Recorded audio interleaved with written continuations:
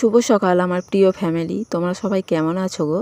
আশা করছি অবশ্যই ভালো আছো এবং সুস্থ আছো। দক্ষিণ চব্বিশ পরগনায় ছোট্ট একটা গ্রাম থেকে আমি পাপিয়া তোমাদেরকে সাথে নিয়ে নতুন ভিডিও শুরু করে দিলাম। এই যে সকালে উঠে আগে ঝাঁট দিলাম, তারপরে মোছামুছি করলাম, বাসন মাজলাম, তারপরে দেখো গত দিনে বিছানা চাদরটা তুলে রেখেছিলাম, সেটাকে এবারে সার্ফের জলে ডুবিয়ে রাখছি। তো এখন ডুবানো থাকবে, এখন কাচবো না, কাজ থেকে এসে তারপরে কাচবো। তারপরে চলে গেলাম আমাদের কচু বাগানে।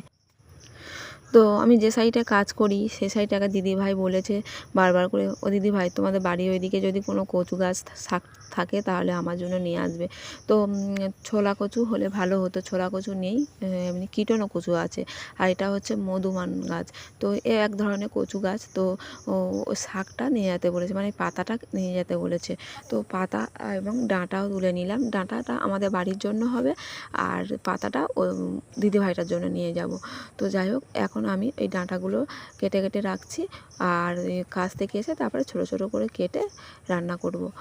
দেখো যে কটা পেয়েছি এখনও আছে সরু সরু ডাঁটা, এগুলো একটু মোটা মোটা ডাঁটা বলে এগুলো মোটা মোটা ডাঁটাগুলো নিয়ে এসেছি অল্প করে। তো অনেকটা হলে তবে হয়, কিন্তু এই যে কটা ডাঁটা নিয়ে এসেছি মানে একজনের মতো তাই হবে না, অল্প করে হবে। তো যাই হোক, ছোলাতে করা হবে। আর এই পাতাগুলো এখন গুছিয়ে নিচ্ছি, ছোট বড় সব পাতা নিয়ে নিচ্ছি। তো এখন ভালো করে বেঁধে রাখছি। তো ব্যাগে করে নিয়ে যাব, তো ভালো করে বেঁধে নিয়ে যাচ্ছি, কারণ কাজের ওখানে মালিকটা একটু খিটখিট করে, তো ব্যাগে কী নিয়ে এসেছে একটু সন্দেহ করে, তার জন্য একটু ছোট করে বেঁধে নেব। তো যাই হোক বন্ধুরা, এই কচু ডাঁটাটা খেতে খুবই টেস্টি, তো অনেক দিন পরে খাওয়া হবে। তো রেডি হয়ে পড়েছি বন্ধুরা। শুভ সকাল, সকলে কেমন আছো? আশা করছি অবশ্যই ভালো আছে এবং সুস্থ আছো। তো কাজে যাওয়ার জন্য আমরা রেডি। দেখো ওদিকে বিছানাটাও গুছানো হয়ে গেছে, ঠিক আছে, আর কাজ থেকে এসে আর গুছাতে হবে না। আর দাদা ভাইও রেডি হয়ে গেছে, একসাথে বেরোবো। আর এখন সকাল হচ্ছে কটা বাজে বলো তো? 7:30 বেজে গেছে, ঠিক আছে। একটু আগে বেরোলে ভালো হতো, তো যাই হোক দেরি হয়ে গেছে। যাওয়ার সময় একটা রুটি কিনে নিয়ে চলে যাব সেখানে টিফিন করার জন্য, ঠিক আছে।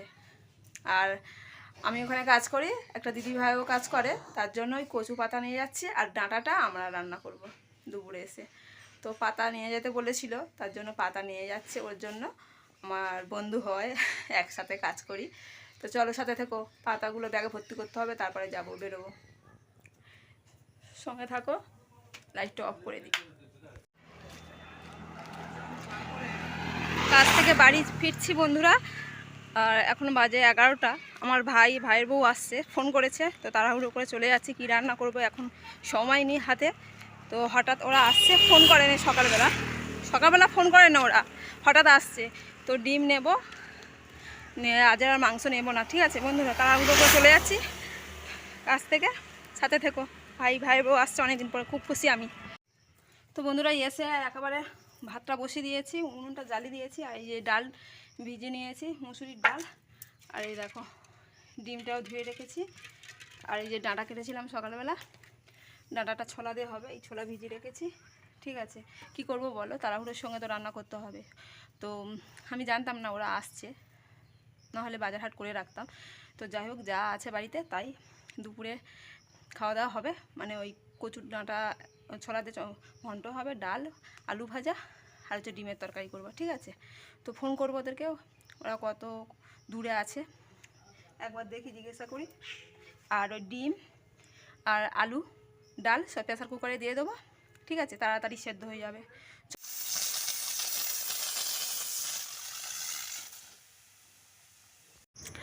রান্না বান্না তখন চলছে, স্নান হয়নি।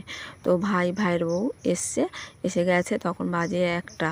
তো কি করবো বলো, এক হাতে একদিকে গ্যাসে করছি, একদিকে উনানে করছি। যাই হোক, গ্যাসটা ছিল বলে অনেকটা তাড়াতাড়ি হয়ে গেল। তো দেখো সকলে স্নান করে এসে ভাত বেড়ে দিচ্ছে আমার ভাইয়ের বউ।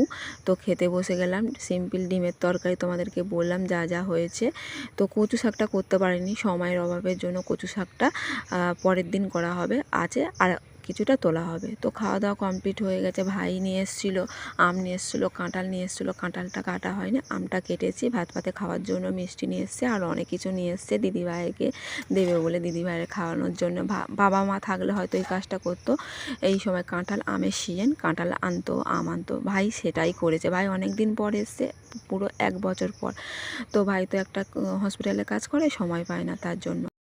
রক্তের সম্পর্ক বলতে ভাই, একটাই মাত্র ভাই আছে আমার। আমার তো মা বাবা নেই। মা বাবা বাবা সেই ছোটোবেলাতে মারা গেছে।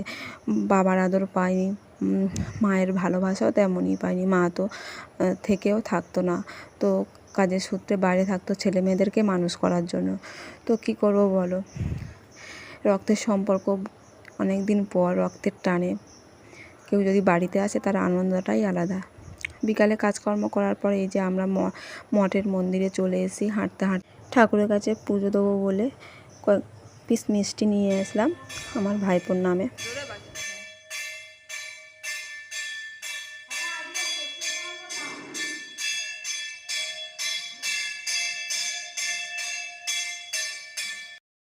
মন্দিরে কিছুক্ষণ থাকলাম, বসলাম, ঠাকুর দর্শন করলাম,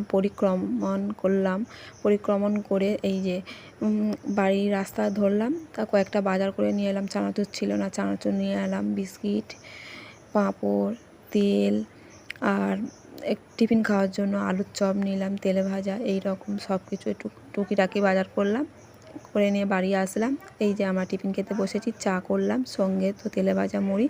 আর ভাইয়ের বউ এই দেখো তালের বড়া নিয়ে এসছে আমার জন্য। তো এই বছর এই ফার্স্ট টাইম খাওয়া হবে, ঠিক আছে? এই তালের বড়াই ফার্স্ট টাইম খাওয়া হবে। তো যাই হোক, খাওয়া দাওয়া করে একটু গল্প করলাম 1 ঘন্টার মতো। সকলে মিলে অনেক দিন পরে এসছে আমার ভাইয়ের বউ, তো খুবই আনন্দ হচ্ছে আমাদের। তো যাই হোক, তারপরে রান্না করতে গেলাম। তো সকলে না বলছে আমার পেট ভারী আছে, আর খেতে ইচ্ছা হচ্ছে না, অনেক কিছু খেয়েছি। তো দিদি আমার অনেক কিছু খাইয়েছে। দিদি তুমি সিম্পল তরকারি করো। তো দেখো প্রেসার কুকারে ডাল আলু সেদ্ধ করে নিলাম গ্যাসে, আর উনানে ভাতটা হচ্ছে। তো আর ডিম ভাজা হবে। তো এই হচ্ছে রাতের মেনু, সিম্পল।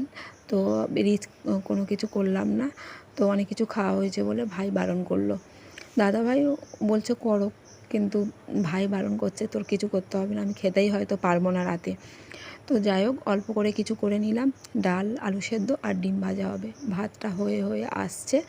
তো যাই হোক, আমি ওই প্রেসার কুকার থেকে আলুগুলো বার করে রাখছি। ডালটাও খুব সুন্দরভাবে সেদ্ধ হয়ে গেছে, একদম গলে ফ্যান হয়ে গেছে, বুঝলে? তো উনানে করলে এত সুন্দর হতো না, সেদ্ধ হতো না এত সুন্দরভাবে। তো প্রেসার কুকারে করলাম তার জন্য তাড়াতাড়ি যাতে হয়। অনেকটাও রাত হয়ে গেছে গল্প করতে করতে। তো এখন বাজে 9:30, বুঝলে? তো এবারে আমি ডিমটা ভেজে নিচ্ছি। তো এই হচ্ছে আমাদের রাতের মেনু। তো যাই হোক, আমরা এবারে খেতে বসবো। তো এই যে সকলের পাতে ডিম আলু সেদ্ধ দিয়ে দিচ্ছি। তো টেবিলে আমরা বসে পড়লাম ভাত খাওয়ার জন্য। তো যাই হোক, আমরা খেতে বসছি। তো খাওয়া দাওয়া কমপ্লিট করে নিই ঝটাপট, তারপরে তোমাদের সঙ্গে পরে আসছি। তো আমার মুসুরির ডালে সাদাই খাই, হলুদ দেওয়া হয় না, কিন্তু আজ একটু হলুদ দিয়েছি, একটু কালারফুল হয়েছে, সুন্দর দেখতে লাগছে ডালটা। আর এই যে ভাই মিষ্টি নিয়ে এসেছিলো, তো সকলের আমি এখন মিষ্টি খাইয়ে দিচ্ছি। দাদাভাই তো খাবে না, কোনো কিছু খেতেই চায় না, লজ্জা পায় সকলের সামনে। তো জোর করে গালে একটা মিষ্টি দিয়ে দিলাম। তো আমি পছন্দ করি বলে ভাইয়ের বউ ভাইকে বলেছে দিদি ভাই আমের মিষ্টি পছন্দ করে, তো তার জন্য পাকা আমের গোল্লা নিয়ে এসছে। তো রাত হয়ে গেছে, খাওয়া দাওয়া হয়ে গেছে, এবারে বিছানা করছি। তো আমাদের যে রুমটা আমি থাকি সেই রুমটা ভাইয়ের বউ থাকতে দিয়েছি, আর সাইড কামরা আমরা এখন বিছানাটা করে নিচ্ছি, কারণ অনেক দিন পড়ে আছে বিছানাটা, ধুলো পড়েছে, তার জন্য একটু ঝেড়ে নিলাম। তো পাদনিটা যেটা পাতা ছিল সেটা তুলে একটু ঝেড়ে পেতে নিলাম, একটু ভালো পাদনি পেতে নিলাম। তো দাদাভাই ঘুমাবে। তো সারাদিন অক্লান্ত পরিশ্রম করে একটু রেস্ট পায়নি, তারপরে আমাদের রুমটা চলে এসেছি। তো ওরা ঘুমাবে, তার জন্য ওদের বিছানাটা একটু গুছিয়ে দিচ্ছি। তো মশারিটাও খাটিয়ে দিচ্ছি, প্রচুর মশা, ওরা মশারি ছাড়া ঘুমায় না, মশারিটাও টাঙিয়ে দেবো। তো বন্ধুরা, ভিডিওটা এখানে শেষ করছি।